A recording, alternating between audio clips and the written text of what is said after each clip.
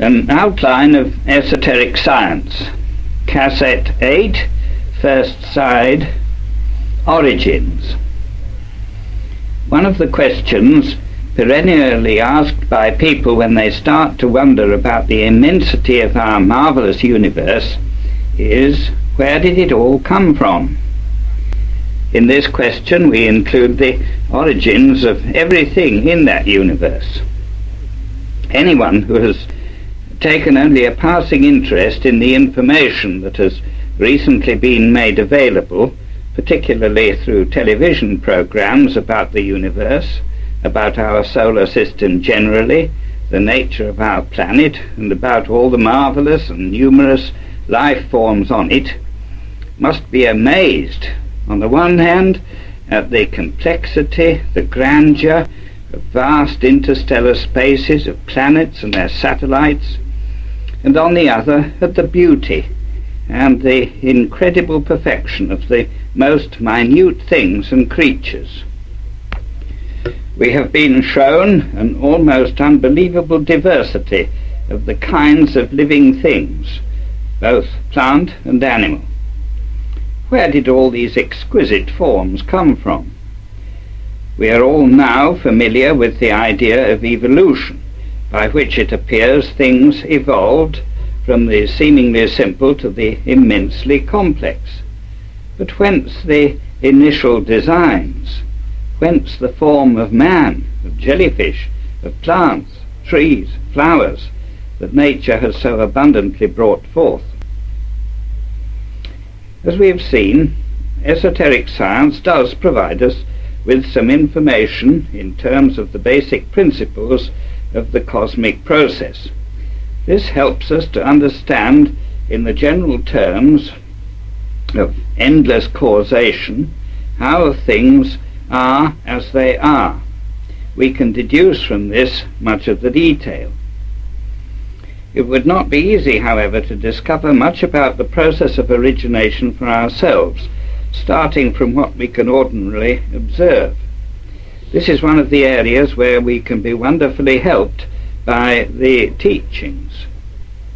One idea to be held in mind is that everything we can possibly know about or conceive of comprises that whole which is our cosmos in toto. HBB explains that the secret doctrine, that's the book, deals only with our visible universe. We can, of course, speculate that much of what applies to our cosmos must apply to others. But as it says in a paragraph in the key, which we quote later, that can only be in terms of principles and certainly not of particulars. When we are thinking esoterically about cosmos, we are regarding, as far as we can, all that which, so to speak, goes on behind the scenes. This is the realm of powers, forces, thoughts, feelings, and so on, and of the noumena, behind the phenomena of colours, sounds, designs, and so on. These inner realms, we are told, are the home of the hosts of the invisible but otherwise very real beings in their many grades, from the very lowly to the loftiest that we discussed on cassettes 3 and 5. It's necessary to introduce this idea of the invisible worlds before we can understand how the visible cosmos comes into being. It comes into being from within outwards, from the invisible realms to the visible one. There is a process of gradual intensification into physical materialization. Put technically, the universe becomes objective, that is, it is sensible to our five senses from within, from these inner worlds. We become aware of it through its patent qualities, which emerge from a state of subjectivity, of virtual non-existence for us down here, through a process of taking form in the material of the physical world based on patterns in the mental and astral worlds. As we saw when dealing with the law on cassette 6, the great cosmic process is cyclical. Periods of activity alternate with periods of rest. This applies to each thing in cosmos, as well as to the cosmic whole. Objective existence is the sphere of physical activity for physically material things. When their active period is finished, their form decays and disappears. But the life, now without its form, does not itself cease to be. It continues in what we have called the subjective states of being.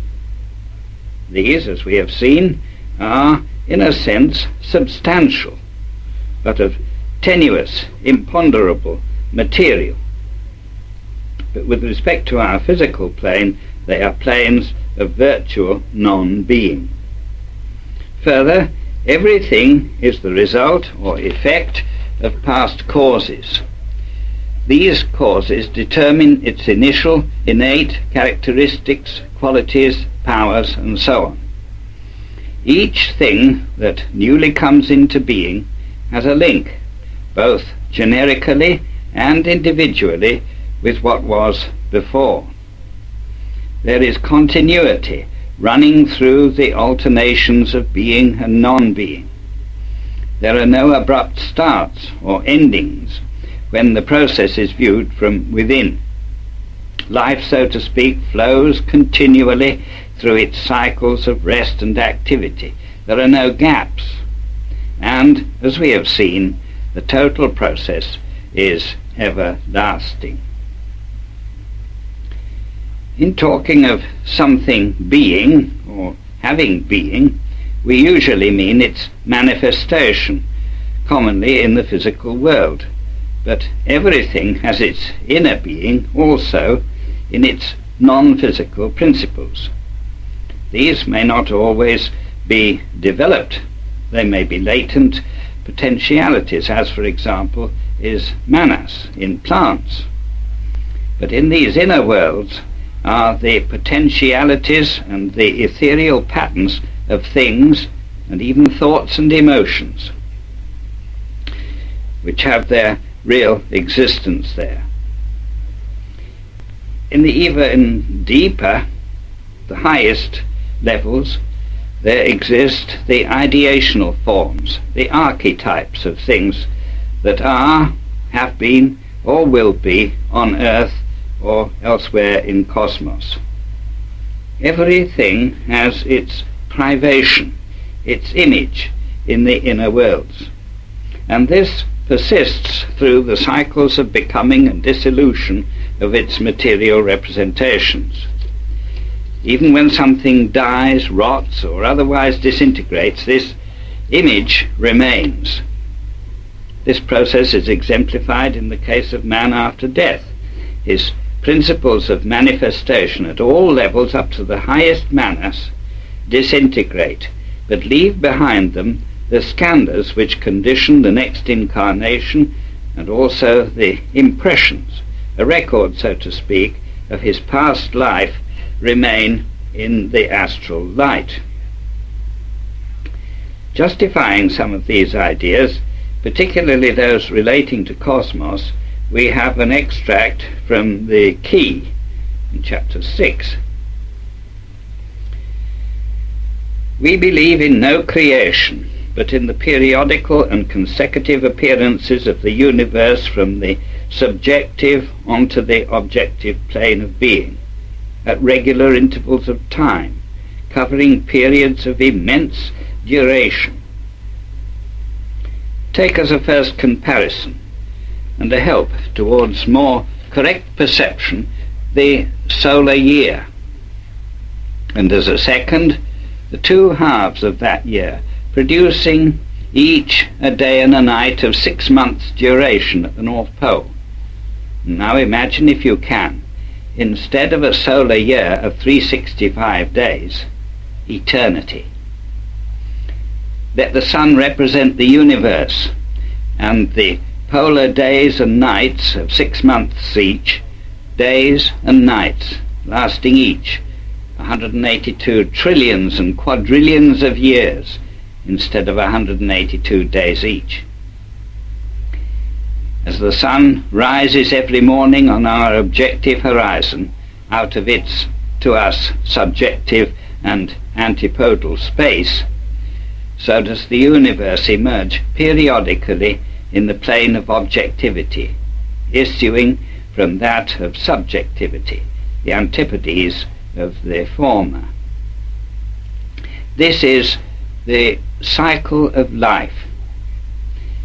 And as the sun disappears from our horizon, so does the universe disappear at regular periods when the universal night sets in. During the latter, that is the nights, all is in all. Every atom is resolved into one homogeneity. In answer to a question, still in chapter 6 of the Key, but who is it that each time creates the universe? The answer was, no one creates it. Science would call the process evolution. Others called it emanation. Occultists and Theosophists see in it the only universal and eternal reality, casting a periodical reflection of itself on the infinite spatial depths. This reflection, which you regard as the objective material universe, we consider as a temporary illusion and nothing else. That alone, which is eternal, is real. But the questioner persisted. All this does not explain to me how this illusion called the universe originates, how the conscious to be manifests or proceeds to manifest itself from the unconsciousness that is. And the answer was, it is unconsciousness only to our finite consciousness. Verily, may we paraphrase St. John 1:5 and say, and absolute light, which is darkness to us, shineth in the darkness, which is illusionary material light, and the darkness comprehended it not. This absolute light is also absolute and immutable law. Whether by radiation or emanation, we needn't quarrel over terms, the universe passes out of its homogeneous subjectivity onto the first plane of manifestation, of which planes there are 7, we are taught. With each plane it becomes more dense and material, until it reaches this, our plane, on which the only world approximately known and understood in its physical composition by science is the planetary or solar system, one sui generis, we are told. Question, what do you mean by sui generis? That is literally of its own kind, the only one of its kind. Answer, I mean that though the fundamental law and the universal workings of laws of nature are uniform, still our solar system, like every other such system in the millions of others in cosmos, and even our Earth, has its own program of manifestations differing from the other respective programs of all others. We speak of the inhabitants of other planets and imagine that if they are men, that is, thinking entities, they must be as we are. The fancy of poets and painters and sculptors never fails to represent even the angels as beautiful copy of men, plus wings. We say all this because it is an error and a delusion, because if on this little earth alone one finds such a diversity in its flora, fauna and mankind, from the seaweed to the cedar of Lebanon, Lebanon, from the jellyfish to the elephant, alter the conditions, cosmic and planetary, and there must be, as a result, quite a different flora, fauna, and mankind. The same laws will fashion quite a different set of things and beings, even on this our plane, including in it all our planets. How much more different, then, must be external nature in other solar systems, and how foolish is it to judge of other stars and worlds and human beings by our own. That's from the key, chapter 6 again. These introductory remarks set the stage for our consideration of origins. In dealing with the subject at cosmic level, we establish principles which reflect right down to the microcosmic. There are two main streams of origination, both, of course, two aspects only of the one. These are the two streams dealt with broadly in the secret doctrine. They are cosmogenesis, the origins of the universal stage on which the development of man takes place, and the origins of man himself, anthropogenesis. Treating the subject in its combined aspect, HPB makes some helpful remarks.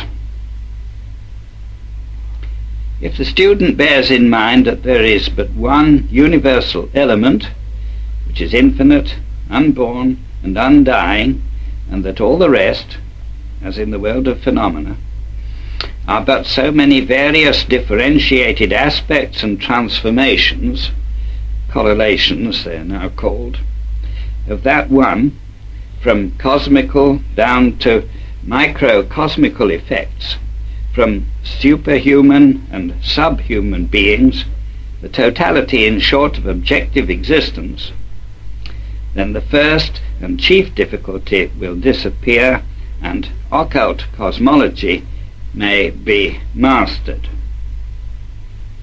That's from the Secret Doctrine, Vol. 1, page 75. As we have seen, the process of universes coming into being begins with the latent polarity of the one element becoming manifest as Father-Mother, as the books say. On cassette 5 we saw how Father-Mother, regarded as the one manifest element, becomes differentiated first into the primary elements and then into all the families of elements at physical level which constitute the stuff of our world. We now know that the atoms of our present chemical elements are composed of a variety of subatomic particles which resemble each other in their classes, no matter of what kind of atom they form part, for the time being. We can therefore perhaps give credence to the occult science view that they all derive ultimately from a single undifferentiated primeval element, a common parent, so to speak. It must be remembered that all elements are life forms, insofar as they have forms, and certainly they are forms of life. This now dual aspected element is the root spirit substance of manifest existence. Two other factors now come into play. One is that Mahat, divine ideation, in which are contained the archetypes of all that is to be, awakens. These archetypes are the fruit, so to speak, of the previous cosmic period, day or life of activity. They are stored in the divine mind. There is also in that divine mind the program for the stages of development to be reached by the lives comprising the kingdoms on our planet, or what corresponds to them on other spheres of existence, be they subjective or objective, with all the complex interrelated timing this involves. For example, food for a given species must be available when it is needed. The overall economy has to provide for all needs as they arise. These archetypes are brought forth by the energizing principle in cosmos, running down through all the planes of existence and activating them with the energies appropriate to their level. This energizing principle, sometimes spoken of as cosmic electricity, is often regarded as an entity, and as we have seen is referred to as Fohat. Between each plane, at the point where the substance of one plane changes to that of another, there is what is termed in occultism a laya, L-A-Y-A, center, a 0 point where, so to speak, there is neither the lower nor the upper plane. This 0 point is rather like the slight pause which takes place between an in-breath and an out-breath, that is, when the one is changing to the other. The passage confirms some of the points made above.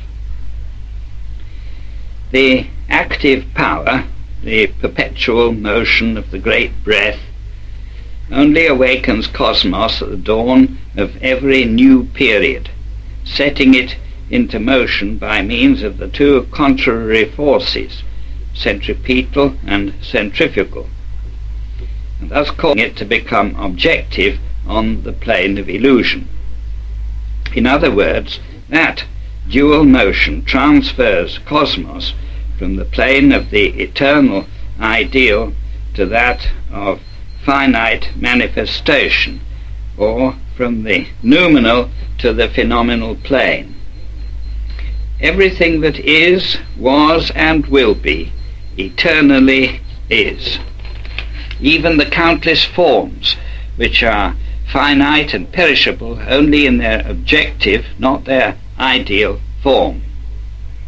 They existed as ideas in the eternity, and when they pass away will exist as reflections.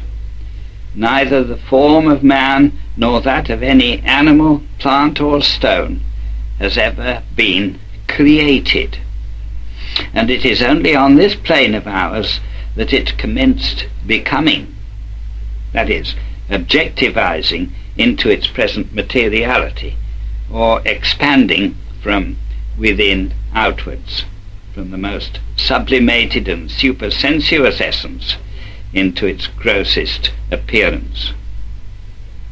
Therefore, our human forms have existed in the eternity as astral or ethereal prototypes, according to which models the spiritual beings or gods, whose duty it was to bring them into objective being and terrestrial life, evolved the protoplasmic forms of the future egos from their own essence.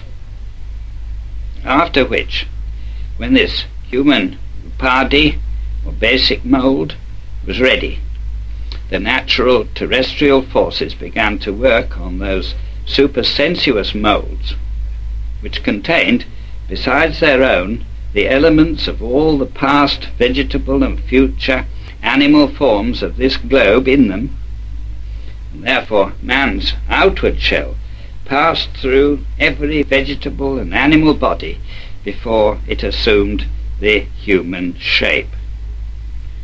That's from The Secret Doctrine, Vol. 1, page 282. Now much the same could be said of the cells which comprise vegetable and animal forms. They have molds in the supersensuous worlds and have themselves passed through all the necessary development stages. This quoted passage reiterates much that we have said before.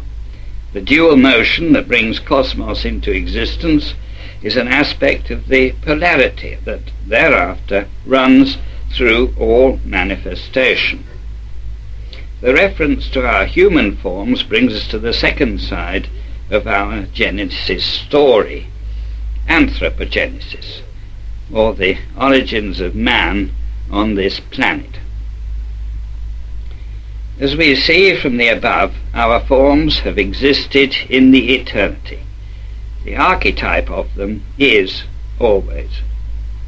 Nevertheless, that form was worked out and developed on the general pattern on world systems before ours, in their animal kingdoms. Similarly, our other principles had to be developed. This means that they were brought forth from the inner worlds and given expression.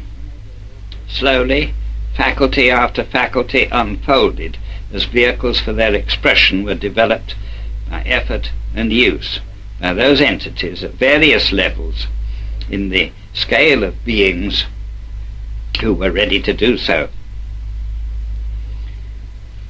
In all nature, everything with a physical form on our plane of objective materiality must previously have had its ethereal pattern on the astral plane.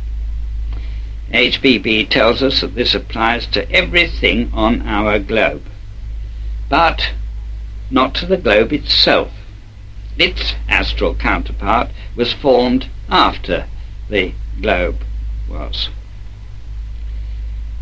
Like everything else in cosmos, where everything interrelates to and interacts with everything else, even between planes, and where each plane is sevenfold, both as to the level and characteristic, we have in our studies to face an immense complexity.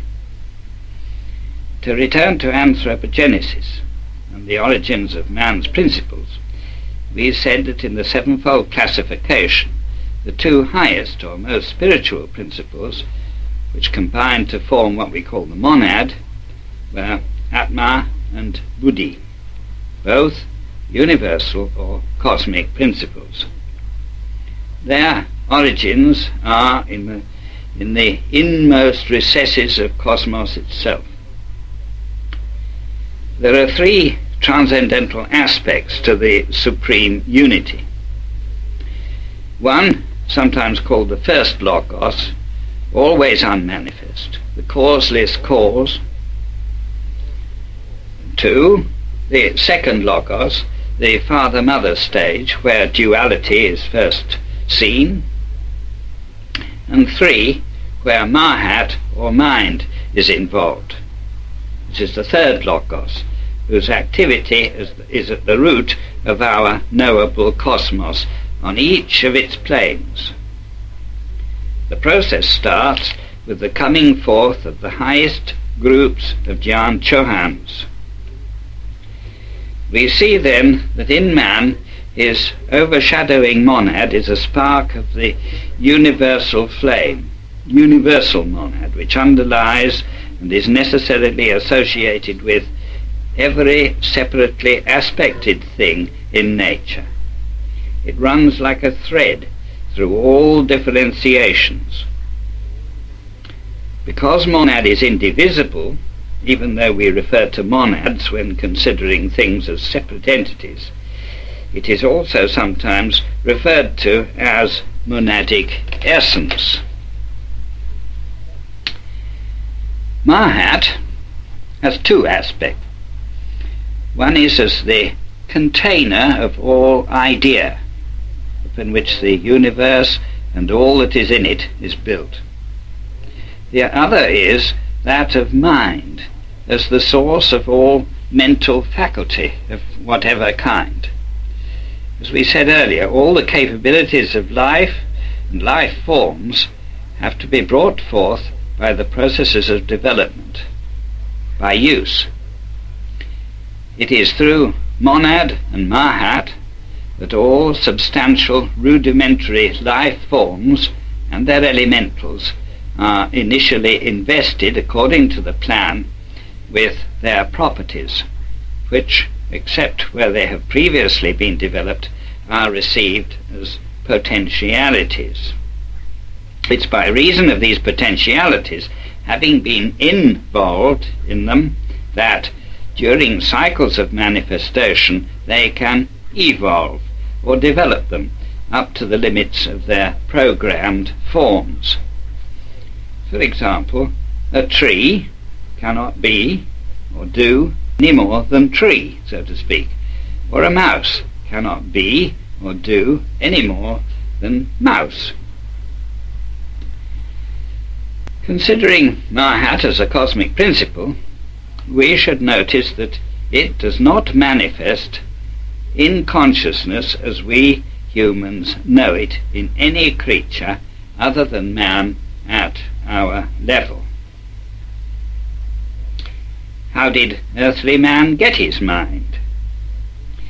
It was developed as an individual faculty by men who completed their development as such in a world cycle before ours. We shall see more about this in cassette 9 and in the second side of this cassette. These beings were able to impart an active mind principle to embryo or child man on our planet when all the conditions were right. Where did man get his emotions? From the fourth cosmic plane or principle, we are told. But what could be its nature? We can hardly imagine that a solar system or a planet has what we feel as emotion. At its level, however, it appears that it has. This is what we find in the Theosophical Glossary. See Kamadeva.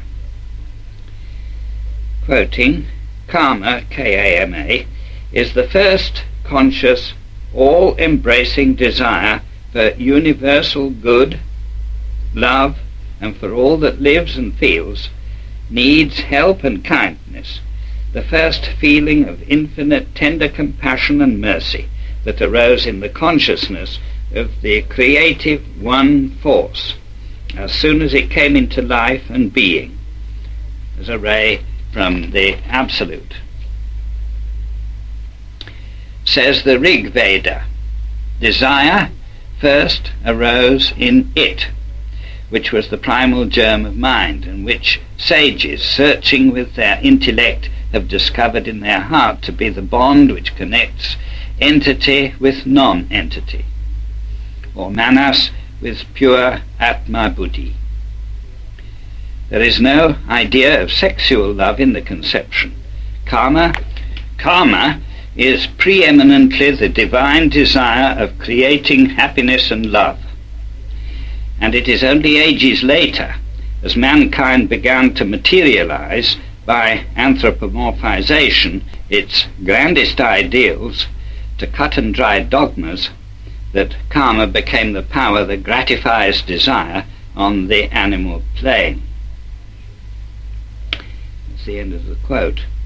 And although this is in somewhat personalized terms, one can get the idea of what karma is cosmically. In the Secret Doctrine, karma is described as cosmic, chaotic energy. This is from Vol 2, and see the table on page 597. It's the power that moves to action, volition, in the worlds of manifestation. It is sevenfold. Its upper layers reflect something of the spiritual levels of being, giving high aspiration. Its lower levels reflect the four levels of mind, emotion, and of the living body. This latter combination is the basis for the lust aspect of karma. It's fairly easy to see the origins of the remaining three principles in man. Universal life energy, jiva, is prana, vitality, when associated with a vehicle through and in which it can operate.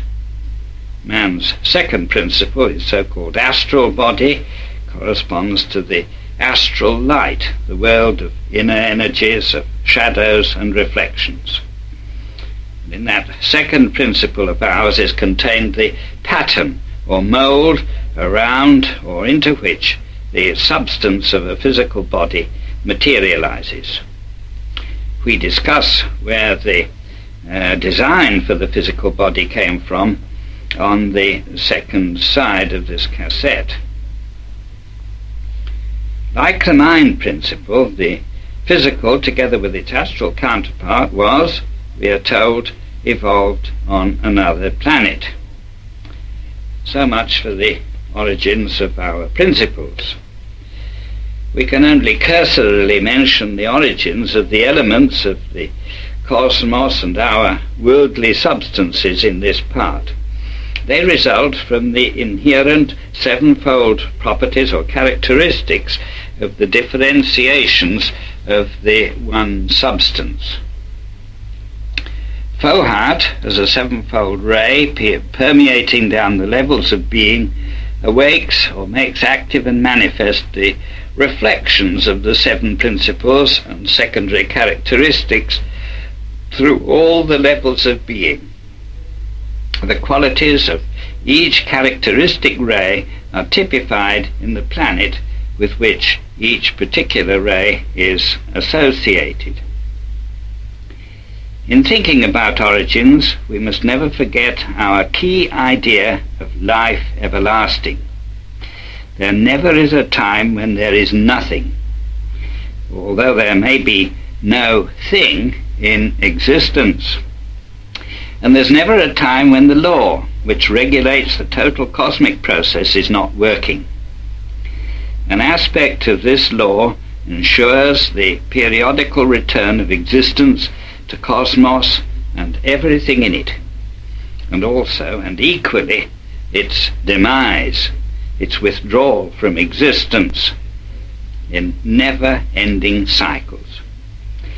As we have seen, however, there is a progression in the cyclic process. Everything is moving to a higher state of being by way of its temporary forms of existence. So there's no such thing as creation from nothing, and there can only be origins for life's ephemeral forms, and both the origins and the forms have their roots in an endless past. This is the end of the first part of this cassette. Because the second part is so long, it will be started directly on this side.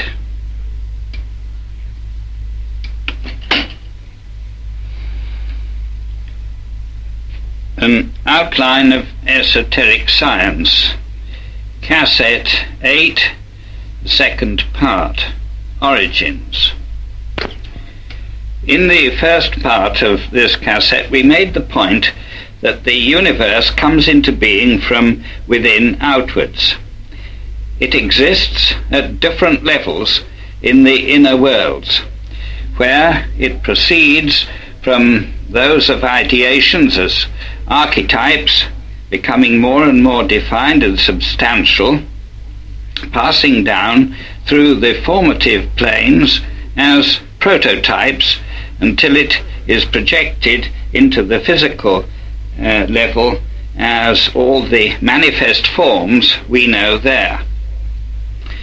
This process is cyclical, with everything coming and going in its due season.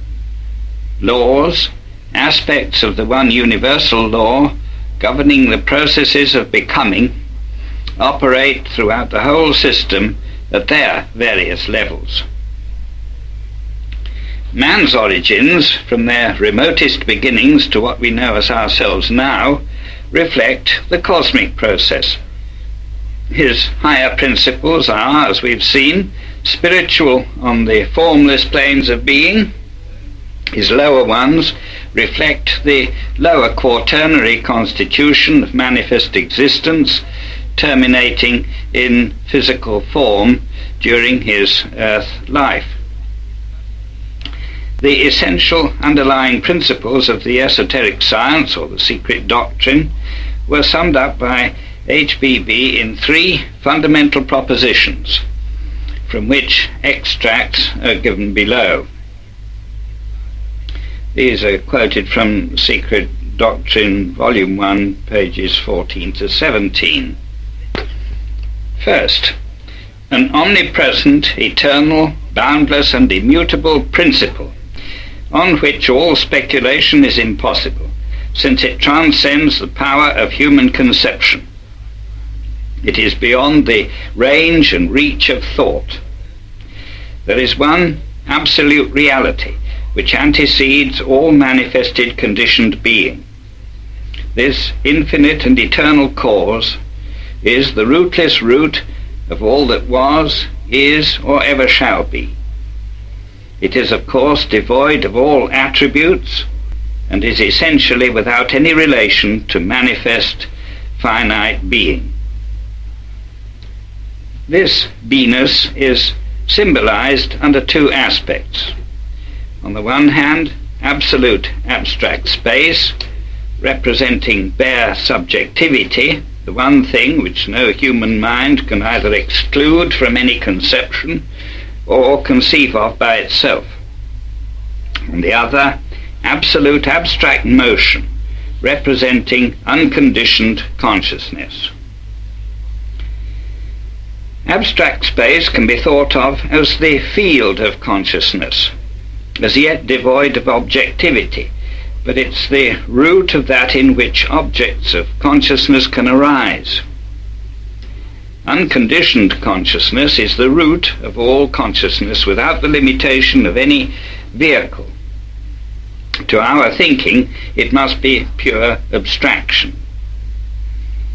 Reverting to the one reality, the absolute, she says, but once that we pass in thought from this to us absolute negation, duality supervenes in the contrast of spirit, or consciousness, and matter, subject and object.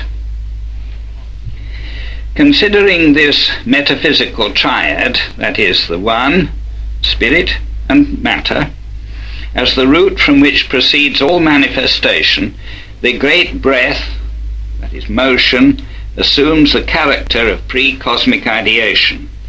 It is the fons et origo of force and of all individual consciousness, and supplies the guiding intelligence in the vast scheme of cosmic evolution. On the other hand, pre-cosmic root substance, mula prakriti, is that aspect of the absolute which underlies all the objective planes of nature. Mula prakriti equates to abstract space, from which all cosmic substances derive. Just as pre-cosmic ideation could not manifest as individual consciousness, so pre-cosmic substance is the substratum of matter in the various grades of its differentiation. Apart from cosmic substance, cosmic ideation could not manifest as individual consciousness, since it is only through a vehicle, upadi, of matter that consciousness wells up as I am I. Again, apart from cosmic ideation, cosmic substance would remain an empty abstraction, and no emergence of consciousness could ensue. That's the end of the quotation. And then there follows a description of the part played by Fohat as the bridge by which ideas existing in the divine thought are impressed on cosmic substance as the laws of nature, which we have noticed before. Continuing the extract.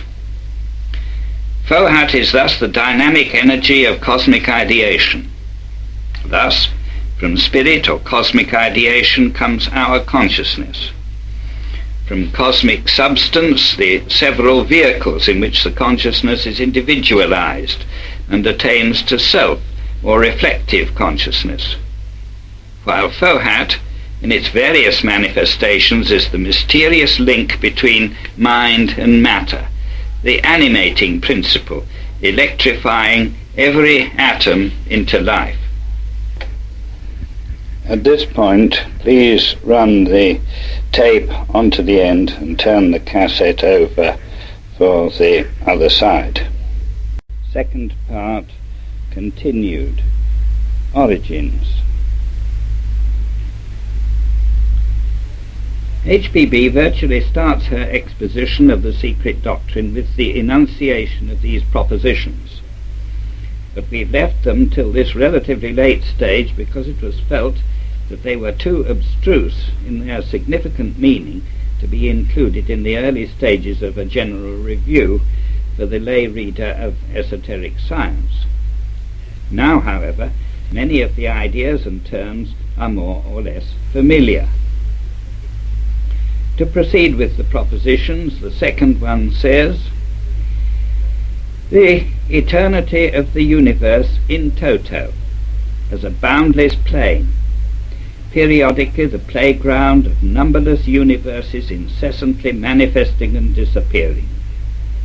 This second assertion of the secret doctrine is the absolute universality of that law of periodicity, of flux and reflux, ebb and flow, which physical science has observed and recorded in all departments of nature. An alternation such as that of day and night, life and death, sleeping and waking, is a fact so common, so perfectly universal and without exception, that it is easy to comprehend that in it we see one of the absolutely fundamental laws of the universe. This proposition is a splendid summary of much that was expounded in Cassette 6.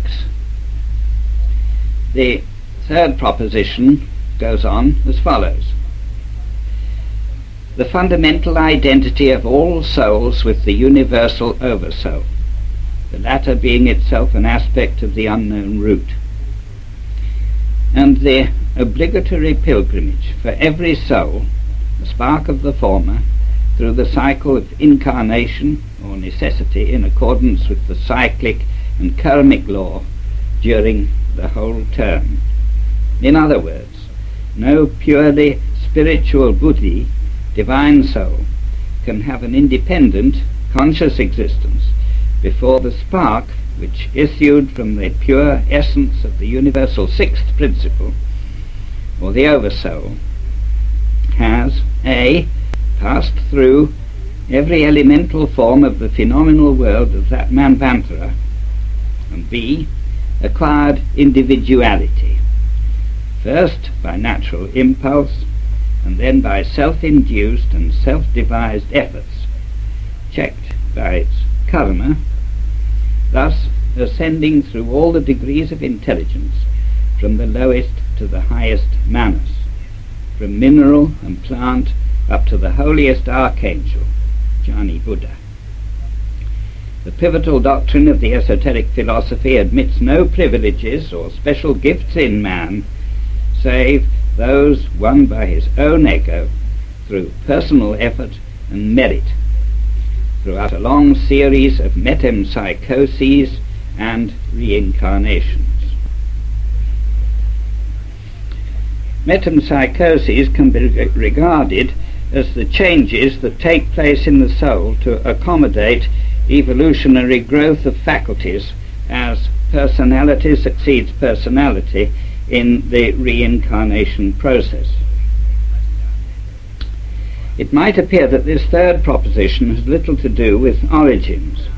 This is probably true in a cosmic sense, but it does explain the arising of human individuality, as the first proposition helps us to understand the arising of individual consciousness, which, as far as we are concerned, is the absolutely basic ground of our being. Without it, we would be unaware of our very existence. The content of these three propositions is almost inexhaustible as food for thought. Except for details, All that is contained in all the parts of this work is contained in principle in them. They richly repay prolonged, repeated, careful study. In the first part of this cassette we made the point that HPP dealt with the origins and nature of cosmos separately from those of man. They are nevertheless completely interrelated. Early in the secret doctrine is the following passage describing the awakening of the universe after pralaya. The father-mother are once more one during pralaya. All in the objective universe has returned to its one primal and eternal cause, to reappear at the following dawn, as it does periodically. Karana, K-A-R-A-N-A, his eternal cause, was alone. To put it more plainly, Karana is alone during the nights of Brahma. The previous objective universe has dissolved into its primal and eternal cause, and is, so to say, held in solution in space, to differentiate again and crystallize out anew at the following Manvantaric dawn, which is the commencement of a new day or new activity of Brahma, the symbol of the universe. In esoteric parlance, Brahma is father, mother, son, or spirit, soul and body at once, each personage being symbolical of an attribute, and each attribute or quality being a graduated efflux of divine breath in its cyclic differentiation, involutionary and evolutionary. In the cosmico-physical sense, it is the universe, the planetary chain, and the earth. In the purely spiritual, the unknown deity, planetary spirit, and man, the son of the two, the creature of spirit and matter, and a manifestation of them in his periodical appearances on earth during the wheels or the manvantaras. That's from the first volume of the Secret Doctrine, page 41. We have previously called attention to the polarity which runs through all the planes of cosmos down to our own. But the introductory remarks to the above passage remind us as follows. The father-mother are the male and female principle in root nature, the opposite poles that manifest in all things on every plane of cosmos, or spirit and substance. In a less allegorical aspect, the resultant of which is the universe or the sun, S-O-N. That's the end of the quote. We have also dealt with elements at some length in cassette 5, and probably the main idea we should keep in mind about them is that they all derive from the one universal element, numinally, externally existent, but they manifest periodically with the coming and going of the cosmos. This idea, like those of the fundamental propositions, summarizes much teaching not only about origins but of the nature of cosmos.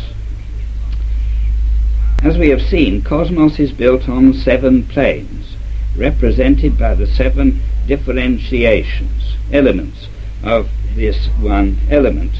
Properly, this should be 6 differentiations of the one, making 7 in all, because the one synthesizes in itself all the others. It is down these planes of being, or rather through them, from the inner outwards, that come the hierarchies of beings which both constitute and operate cosmos. Objective existence is a manifestation of these lives.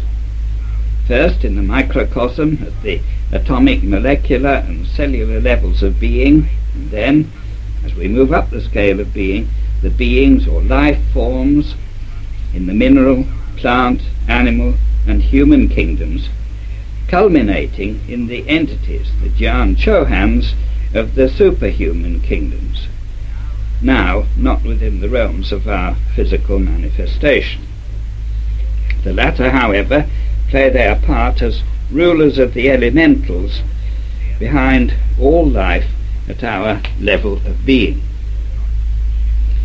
The elements and the elementals are the essential components of living being, and not only do they constitute the various levels of being, but they have the qualities which manifest in and as our senses at our level. It is important to realize that matter or substance at all levels possesses inherently the qualities of touch, taste, smell, sight and hearing, with latently two more that we do not yet know of. Matter is inseparable from spirit or life, and it is the elementals, in fact, that possess or underlie the senses to which the primary elements correspond. A question that often arises in the mind of the student is, how does the Genesis process start after every pralaya? We have seen that there is, as an aspect of reality, absolute abstract motion. It's very difficult to imagine in any terms that we are used to what this could be, but it suggests the idea of an everlasting vitality, even during the night of pralaya, not expressing itself in any way in the long periods, nights of cosmic rest, but nevertheless being subject to, in fact itself constituting, the huge rhythms of universal life, particularly when active. The student is referred to paragraph B in the first volume of SD, page 55, for one of H.P.B's descriptions of this perpetual vital something, the breath of the one element enduring even the cosmic pralaya. In the early chapters of The Secret Doctrine, particularly in stanza 2, there are some further conceptual ideas that ought to be noticed, and as far as possible apprehended, if a significant understanding of esoteric terms, or terms used in the esoteric sense, is to be gained. Space, an example we have used before, is not the room occupied by things or stuff, e.g. gases as normally thought. Similarly, duration is not a period for which things endure. Some of these ideas are contained in the paragraph B to which attention has been drawn. Quoting, "The breath of the one existence is used in its application only to the spiritual aspect of cosmogony by archaic esotericism. Otherwise, it is replaced by its equivalent in the material plane, motion. The one eternal element, or element containing vehicle, is space, dimensionless in every sense, coexistent with which are endless duration, primordial, hence indestructible, matter and motion. Absolute perpetual motion, which is the breath of the one element. This breath, as seen, can never cease, not even during pralaic eternities."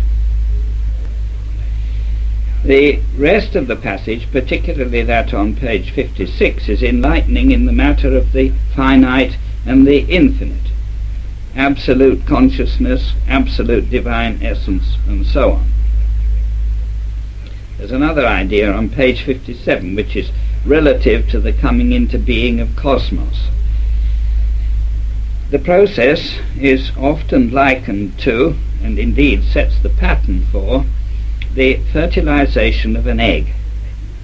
Space, or root matter, is likened to universal matter being infertile during pralaya, but fertile when the germ within it is symbolically the point in the mundane egg, represented by matter in the abstract sense.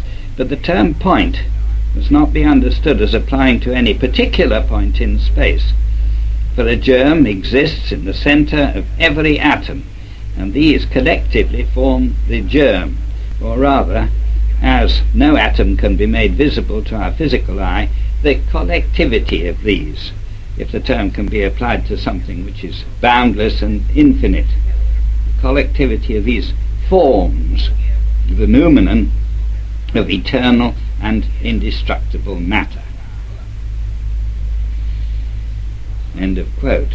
Now, while apart from containing the homely simile of the egg, the above extract may appear abstruse and to be making unnecessarily fine points if the real sense of them is perceived, many things which must otherwise remain dark mystery become comprehensible. For example, if we survey the heavens on a clear night, we can wonder how far in any direction space extends.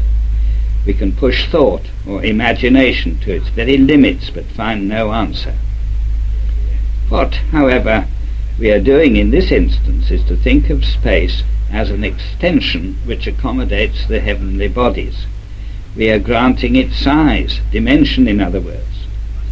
But esoteric space is dimensionless. We have to discover what this means. To do so, we must look within.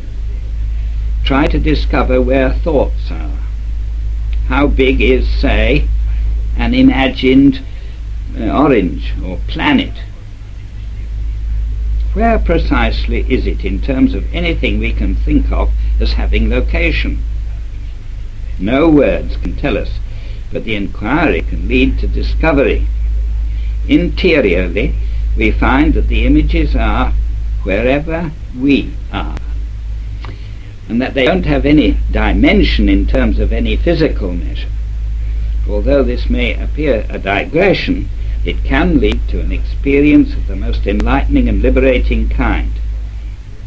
We can discover where we are, and maybe even what we are. And if we truly have this experience, the answers come as everlasting certainties. To return to origins, in the stanza 2, volume 1, page 15, as follows. Find the initial creative happenings described symbolically and beautiful in the slokas of stanza 3. As an example, sloka 3 reads, "Darkness radiates light, and light drops one solitary ray into the waters, into the mother deep. The ray shoots through the virgin egg. The ray causes the eternal egg to thrill and drop the non-eternal, periodical germ which condenses into the world egg." The commentary on this says, the solitary ray dropping into the mother deep may be taken as meaning divine thought or intelligence impregnating chaos. The virgin egg being in one sense abstract eggness, or the power of becoming developed through fecundation, is eternal and forever the same. And just as the fecundation of an egg takes place before it is dropped, so the non-eternal periodical germ, which becomes later in symbolism the mundane egg, contains in itself, when it emerges from the said symbol, the promise and potency of all the universe. That's from SD1, page 64. Further, it is explained in the same commentary. The mundane egg is perhaps one of the most universally adopted symbols, highly suggestive as it is, equally in the spiritual, physiological and cosmological sense.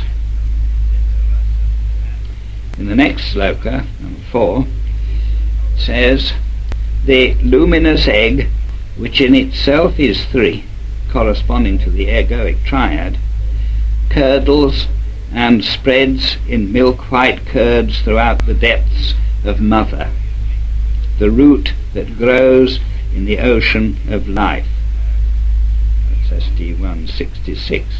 And the commentary on that says, from an astronomical point of view, this is easy of explanation. It is the Milky Way, the world's stuff, or primordial matter in its first form.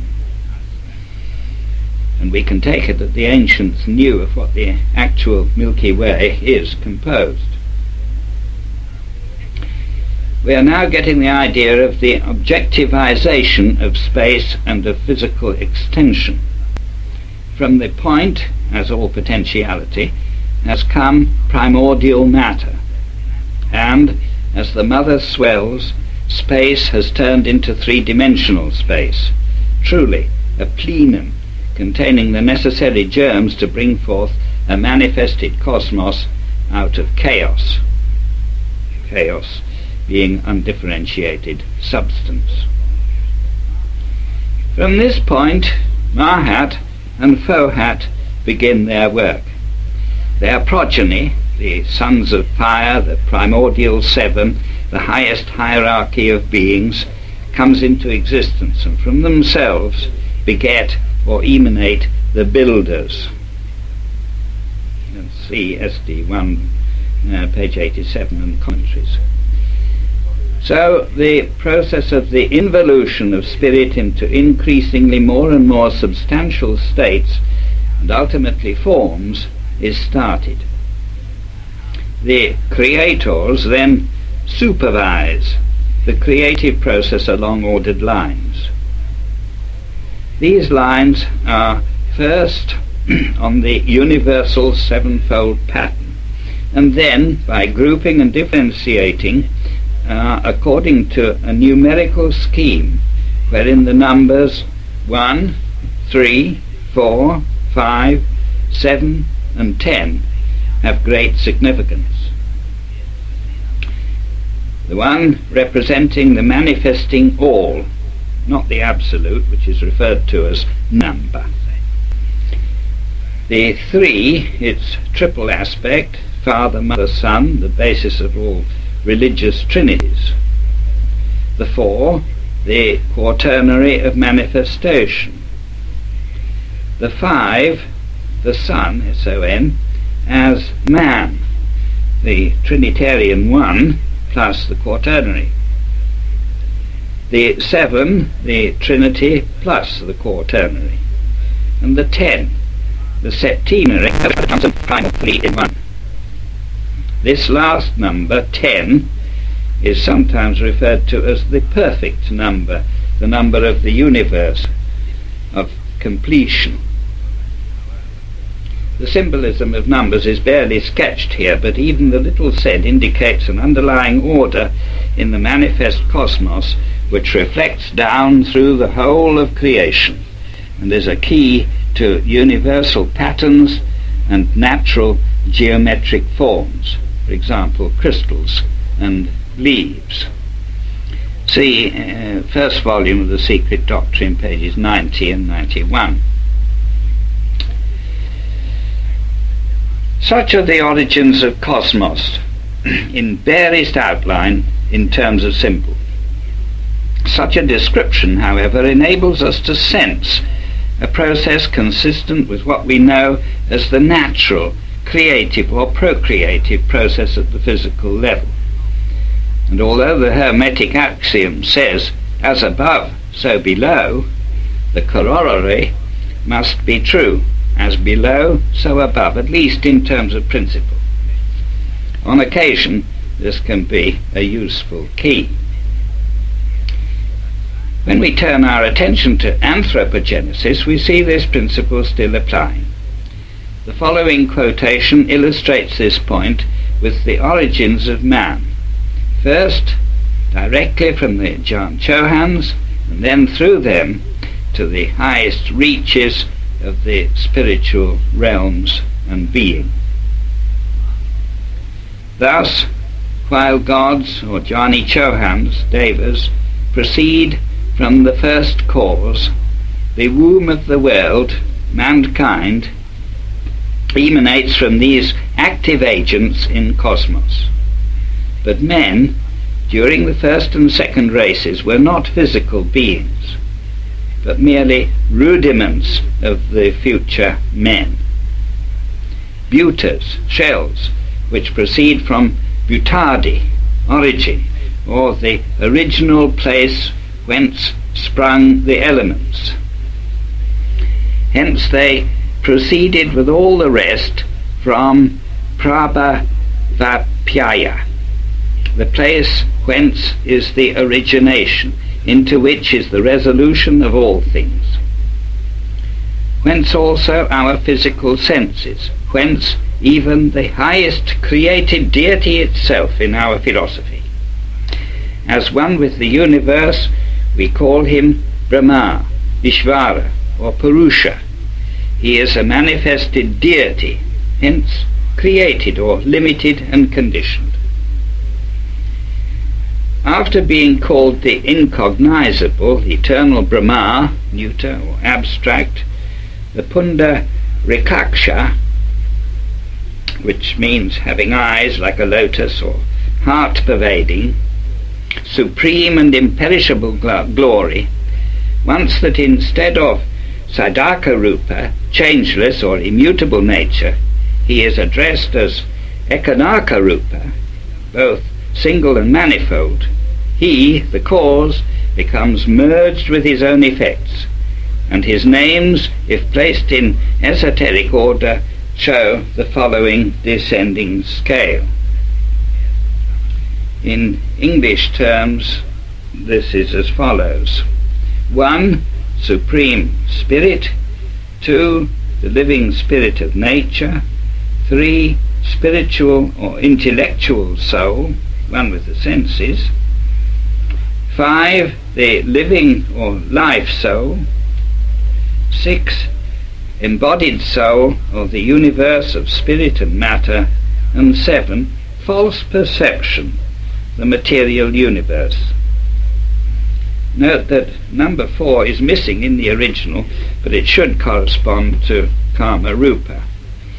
And to every one of those states of being there is a Sanskrit name.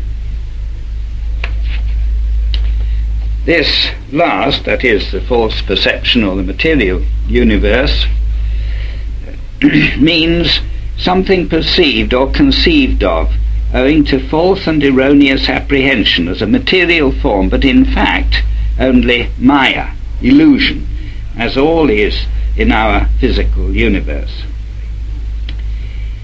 It is in strict analogy with its attributes in both the spiritual and material worlds that the evolution of the jhani chohanic essences takes place. The characteristics of the latter being reflected in their turn in man collectively and in each of his principles, every one of which contains in itself, in the same progressive order, a portion of their various fires and elements. That's SD2, page 108. This is the overall generality of man's origins and roots in cosmos. The second volume of the SD gives the story in considerable detail, dealing with his ancestry literally in all its aspects.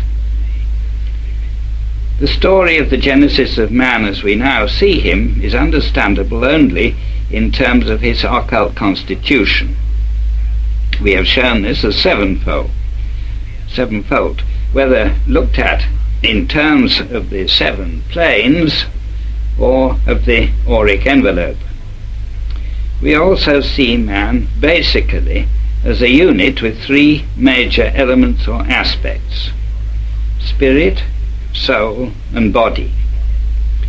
These 3 relate directly to the evolutionary streams of the esoteric teachings: the monadic, the intellectual and psychic, and the physical. The monadic essence, active as long as the Manvantara lasts, is the driving force behind all evolutionary development. It is in every living entity, in the inner, for example, the elementals, in the outer worlds, travelling along the endless road of the ever unfolding of its inherent but latent properties. Insofar as the vast potentialities of universal spirit, Atman, are made manifest, monad can be said to be developing in those directions.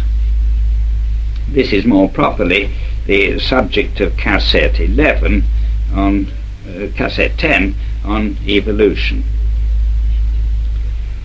The principle applies equally in the case of humanity, where wave after wave of monads reach, then pass through all phases of the human stage to proceed on into the superhuman ones.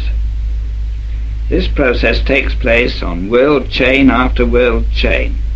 The life principles of a preceding globe, together with its monads at their various stages of development, are passed to the succeeding globe.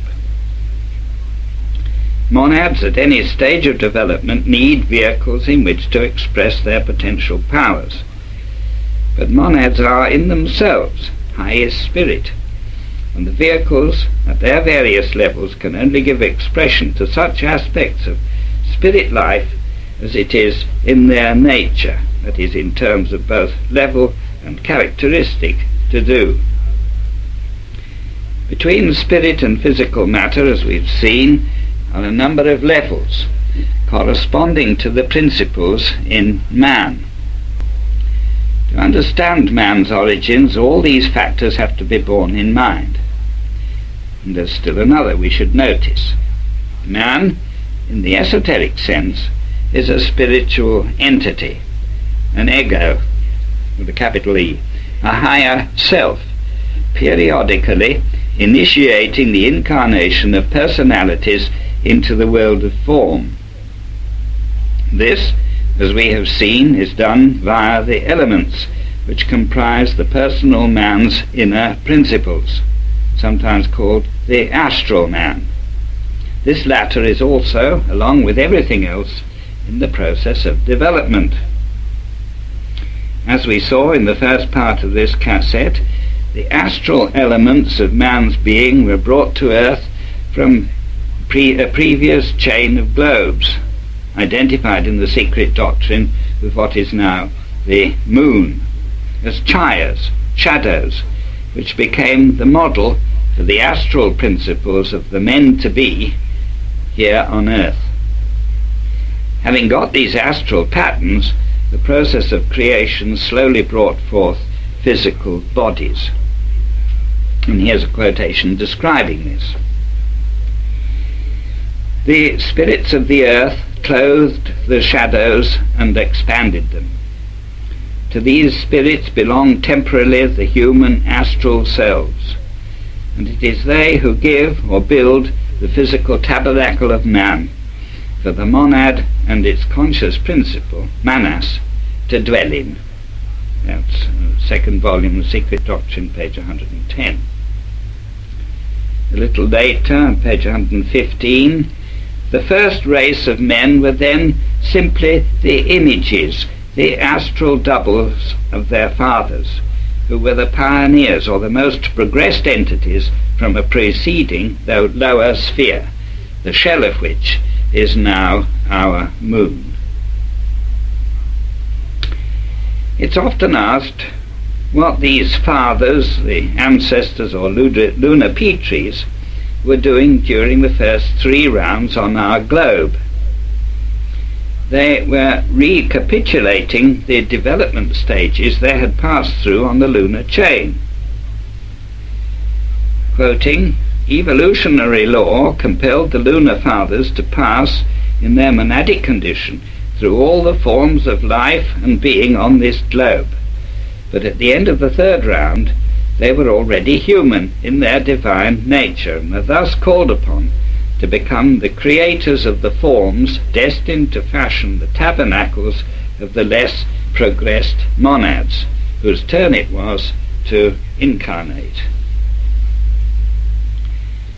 These forms, it says, are called the sons of yoga, and constitute the first race of humanity on our globe in this, the fourth round.